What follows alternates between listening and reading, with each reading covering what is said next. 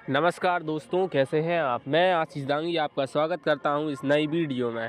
आज हम बताने जा रहे हैं एक हमारी बड़ी गलती जो कि हमने कई बार की है और आज फिर से दोहरा दी। हम इसको गलती कम बेवकूफ़ी और गलती दोनों एक साथ कह सकते हैं और ये एक बड़ी गलती है हमारे जीवन में। अगर इसको समय रहते नहीं सुधारा तो ये घाव बन जाएगी, है ना।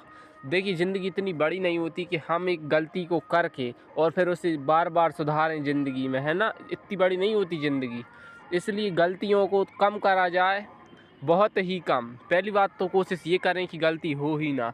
अब हम हमारी गलती के बारे में थोड़ा जानते हैं। हम बताते हैं कई बार और हज़ारों बार यही बात बोलते हैं कि गोल्डन टाइम होने पर ही आपको ट्रेडिंग करनी चाहिए, अदरवाइज़ नहीं करना चाहिए। अब गोल्डन टाइम 3 महीने में केवल 10 दिन आते हैं गोल्डन टाइम के। गोल्डन टाइम ऐसा टाइम होता है जिसमें कि हम हमारे पैसे को डबल कर सकते हैं, मतलब 2 लाख के 4 लाख भी कर सकते हैं।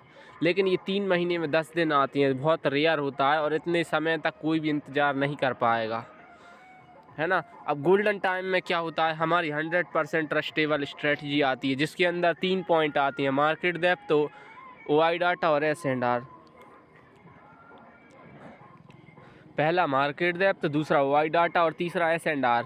ये तीनों के तीनों पॉइंट किसी पर्टिकुलर डायरेक्शन में वेरी स्ट्रॉन्ग या स्ट्रॉन्ग होने ज़रूरी है, तभी ट्रेडिंग करें, अदरवाइज़ अवॉइड करें। ठीक है।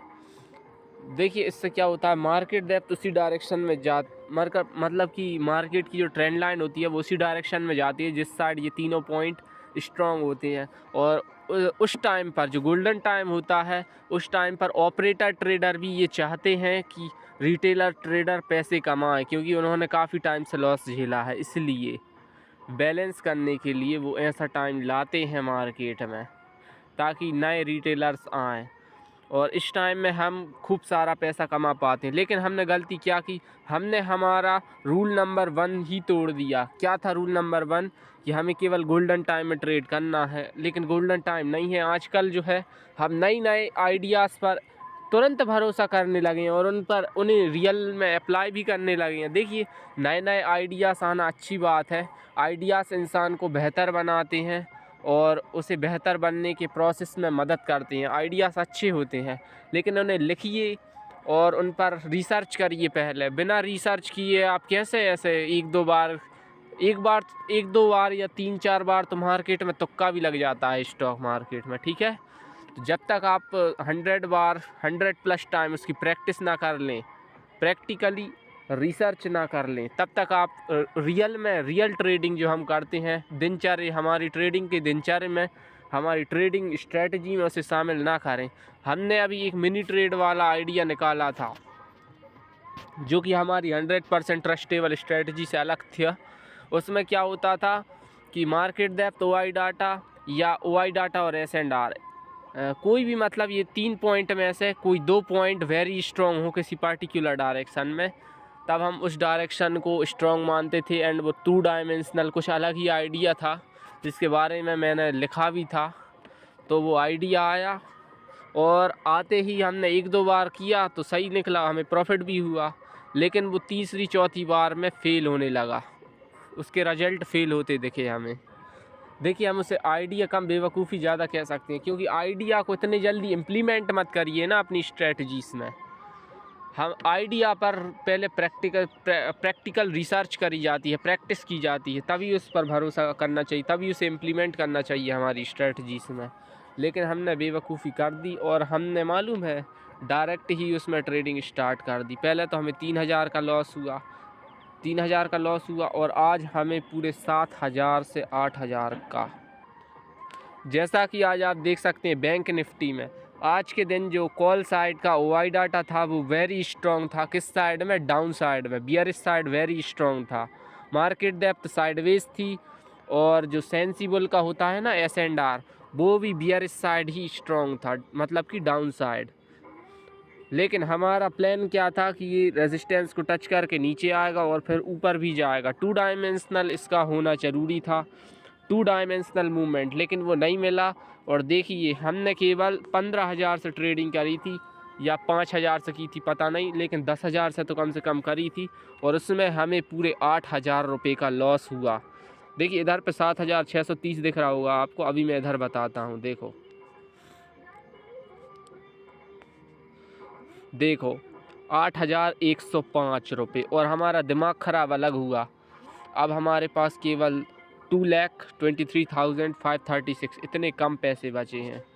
सो आपसे एक प्लीज़ गुजारिश है, निवेदन है कि अब से आप केवल गोल्डन टाइम में ही ट्रेडिंग करें, जब तक कि हमारा पैसा 2 से 4 नहीं हो जाता, मतलब डबल नहीं हो जाता, जब तक नो रिस्क और नो नए आइडियाज़ के बारे में तो सोचें ही ना। हाँ, लेकिन एक नया रूल बना सकते हैं कि आपको अपने आइडियाज़ जो मतलब कंडीशंस होती हैं मार्केट की डेली, हाँ, लेकिन अगर आप आइडिया के रूप में लेना ही चाहते हैं तो वेरीफाइड आइडिया के रूप में मैं आपको एक बात बता दूं कि मार्केट की जो कंडीशंस होती हैं, जैसा कि मैंने बताया, मार्केट डेप्थ, वाई डाटा और S&R, इनकी रिपोर्ट आपको बनाकर प्रॉपर तारीख सहित डालकर आपको इधर अपलोड करना है इस चैनल पे, एक्सट्रीमी पर्सनल ब्लॉग पर।